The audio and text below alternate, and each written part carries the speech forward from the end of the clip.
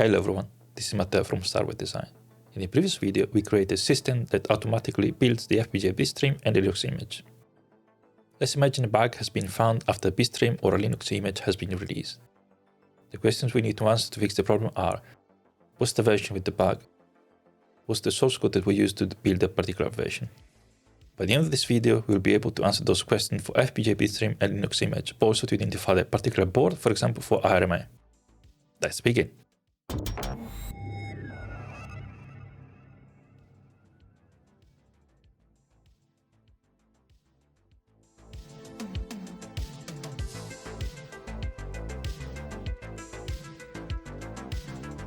Now that we have GitLab building the FPGA bitstream, we can store the version and build number inside the FPGA as a register readable for a microprocessor. The version has a format major.minor.build number. Major and minor are assigned by the designer, while the build number is the git commit hash used to build the bitstream. When the GitLab pipeline is running, the git hash is exported as an environment variable. I have created a simple system version IP core for Vivado, where major and minor version numbers can be configured from the block design user interface, and the build number is the git hash. The complete source code is available on GitHub. Clone the IP repository inside the FPGA directory. Once you clone the repository, add the directory to the IP repository for the project.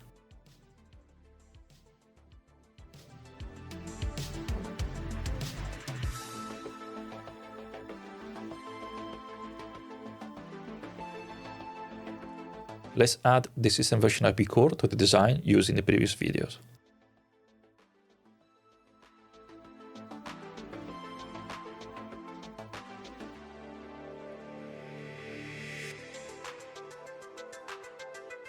The system version IP core has inputs for board type and revision. For example, the same bitstream can be used on different boards, but the software might expose different features based on the board type.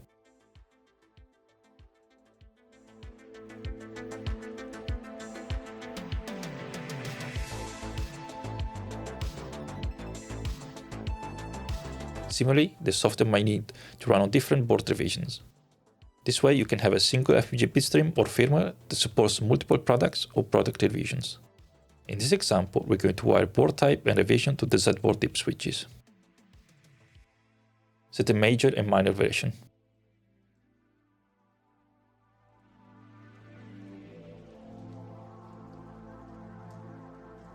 Let's add a constraint file. I like to create a directory named constraints where I have various constraints files, one for pin assignment, one for timings, etc.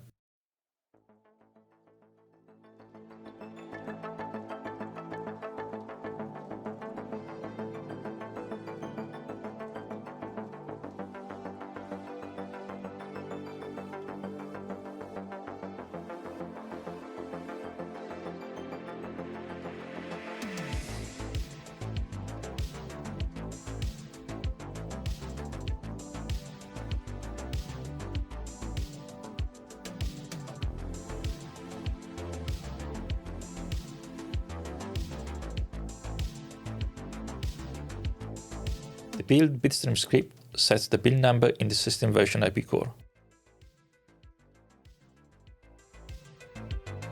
Let's update the script to recreate the project.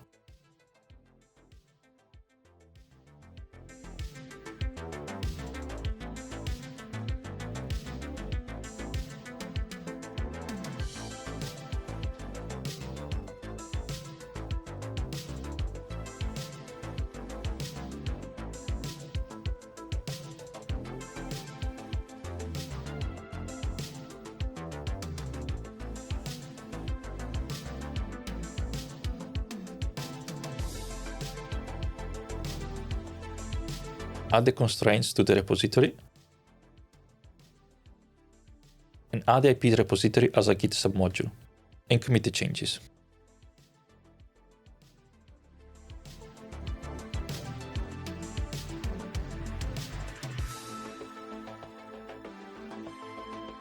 Now, to answer the question, what's the version affected, we added the system version IP core to the design, and we're going to provide a way to read this version from the system itself. An example printed the version on the console when the system starts. Once the infrastructure is in place, the git hash will be stored inside the FPGA bitstream automatically. The easiest way to access the system version IP is using a user.io Linux driver. We can modify the device tree to use the user.io driver for the system version IP. Make sure to get the correct memory address from Vivado. Clone the MetaSWD layer into the project spec folder.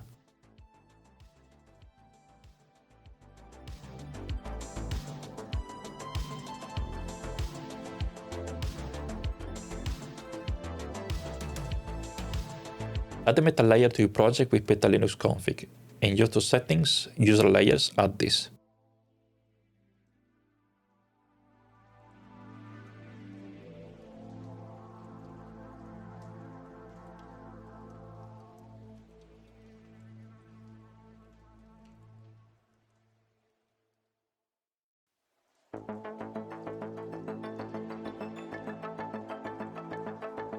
To add the application to the PetaLinux project, add config system version to user-rootfs config.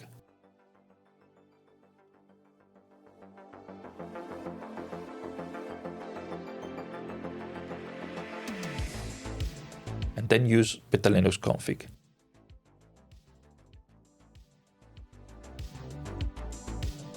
We also need to update the device tree with the system version IP configuration. We're going to bind the IP to the user.io driver, modifying system-user.ttsi.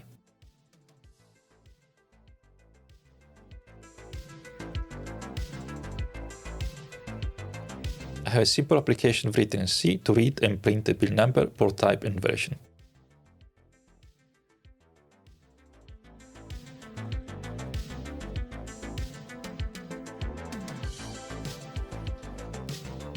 Let's build the image just to make sure everything is okay.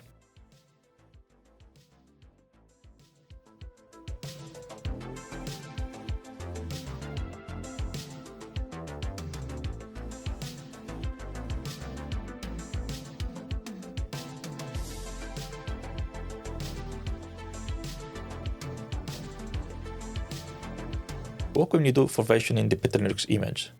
Let's add versioning to the root file system and Linux kernel. For the root file system, we can use OS release package. Modify user-rootfs config, adding config OS release.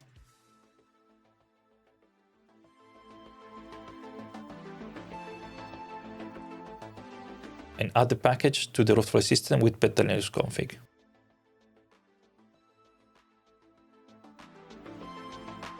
I have modified OS release in MetaSWD, so the version stored in the root file system is composed of 4 variables: the project name, the version major and minor, and the git commit hash.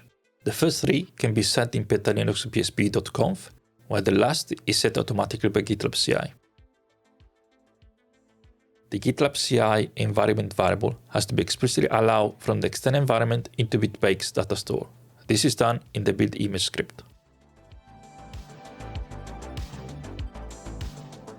Set the PetaLinux variables in PetaLinux.bsp.conf.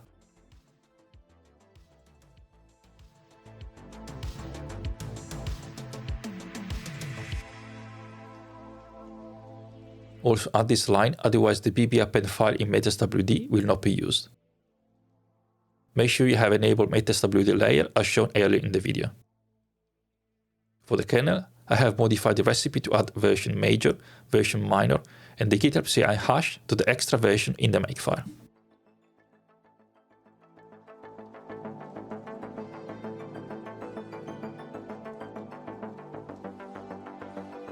What if you need a serial number for your board? On most SoC, there's already a serial number, or you can burn one in the SoC itself. Or you can add a silicon serial number to your PCB, like this one from Analog Devices. You just need a single GPIO, and the device drivers are available in the Linux kernel. The device is available in different packages. Once you have a serial number on each board, you can use it to track the history of the board, in example for RMA. I have designed a TS241 PMOD module, but you could get a TO92 version and solder it to a pin header. Connector JE is wired to the MIOs with a ground, data, and a pull-up to 3.3 volt.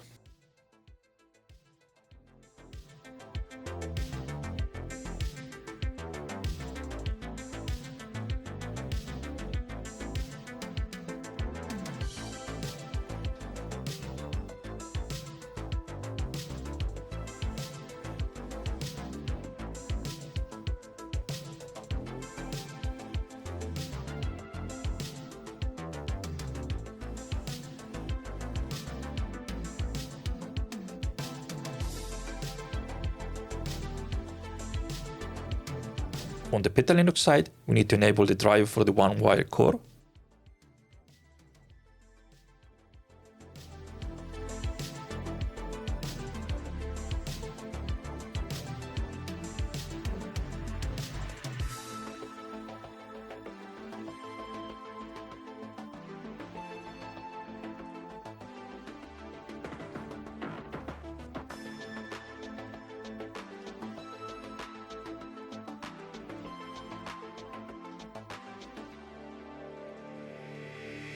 Notice that there is support for an AXI one-wire interface. I haven't tried myself, but you can find the IP here.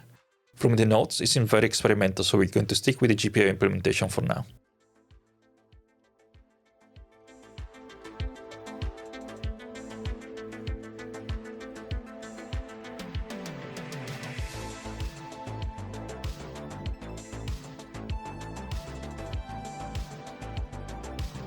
We need to add a one-wire entry in the device tree to specify the GPIO to be used. Let's commit and push changes to the repo so GitLab CI will build the bitstream and PetaLinux image. Don't forget to commit the kernel configuration fragment. And add the meta layer as a submodule.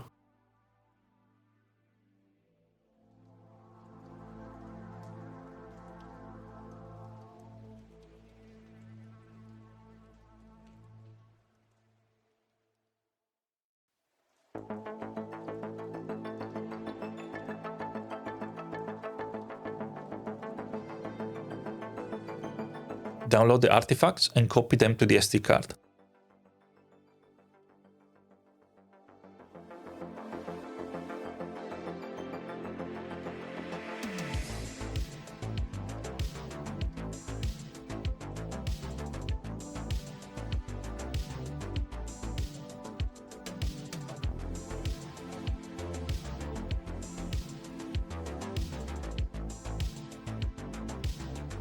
Put the SD card back and turn on the board. Let's run the print system config and we can see the FPGA version. The major and minor version numbers are set in Vivado and the build number is the commit hash.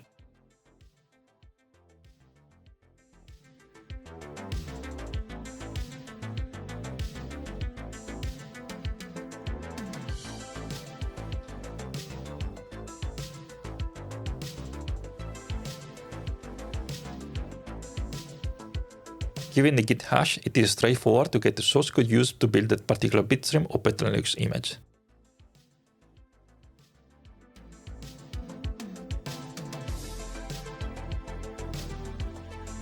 The board version revision corresponds to the settings of the DIP switches.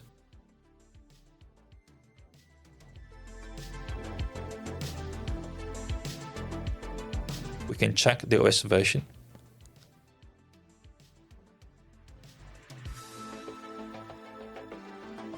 And kernel version.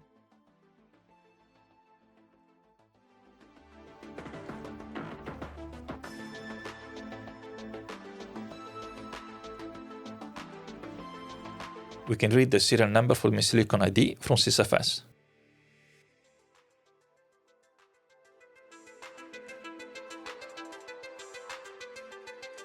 That's all for this video. Together with the previous 3 videos, we have Vivado and PetaLinux projects under version control. We use Docker and GitLab to build automatically the bitstream and PetaLinux image. Plus, we can track the version of the bitstream, Linux kernel, and rootfs once the files are being distributed. If you enjoyed the video, please leave a comment, click on the like button, and subscribe to the channel.